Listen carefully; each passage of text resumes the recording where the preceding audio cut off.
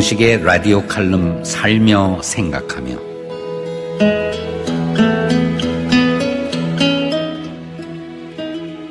안녕하십니까, 김동식입니다.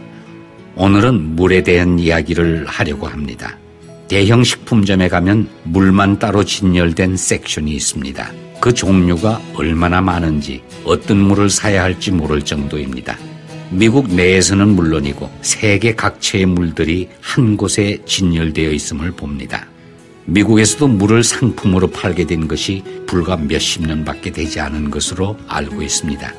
결국 물에 대한 인식이 차츰 바뀌어가면서 물을 중요히 여겨 상품으로 팔게 된 것은 아닌가 하는 생각이 듭니다.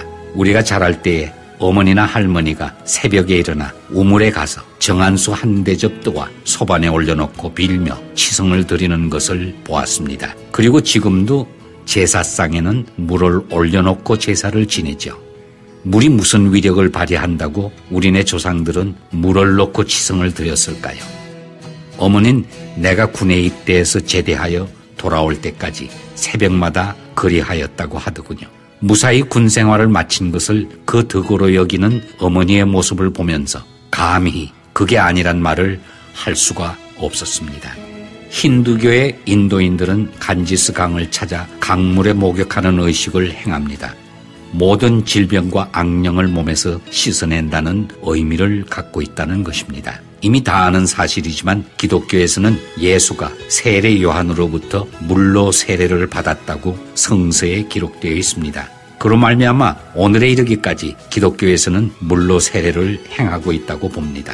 오늘 말씀드리려는 것은 우리네 조상들이 물을 떠놓고 빌은 것이나 간지스 강에서 몸을 씻은 의식이나 기독교의 물의 세례에는 주술적인 의미를 뛰어넘은 물을 신성시하는 인식의 공통점이 있다는 것입니다.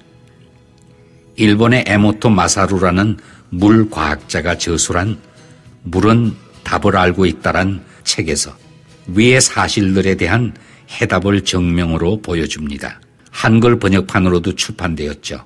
이 책에서 마사루 여사는 물이 정보를 기억하고 그것을 전달하는 능력을 소유하고 있다고 아주 강하게 주장합니다. 물에게 사랑스럽고 따뜻한 말을 계속 들려준 물의 형태와 저주스러운 말을 해준 물의 결정체를 사진으로 제시하며 보여줍니다. 좋은 말을 들려준 물의 모습은 안정된 모습과 아름다운 빛의 결정체로 보이는 반면에 저주스러운 말을 들려준 물의 결정체는 흉측한 모습을 보이는 사진을 책에 담아 보여주고 있습니다. 우리 인체에는 수분이 85% 이상을 차지하는 것은 결코 우연이 아니라는 것이죠. 우주도 역시 그러하다고 합니다.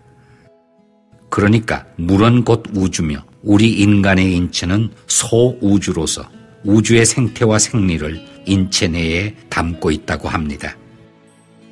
따라서 물에 기억된 정보는 다른 물, 즉 인체 속의 물과 만나면 그 기억된 정보를 전이시킨다는 것이죠.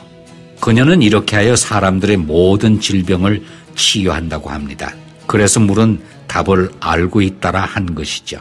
그러니까 우리의 조상들이 물을 앞에 놓고 치성을 드리는 것이나 간지스 강에서 몸을 씻는 의식이나 물로 세례를 주는 것이 모두 심오한 뜻이 있다는 것을 말하고자 물에 관한 이야기를 한 것입니다.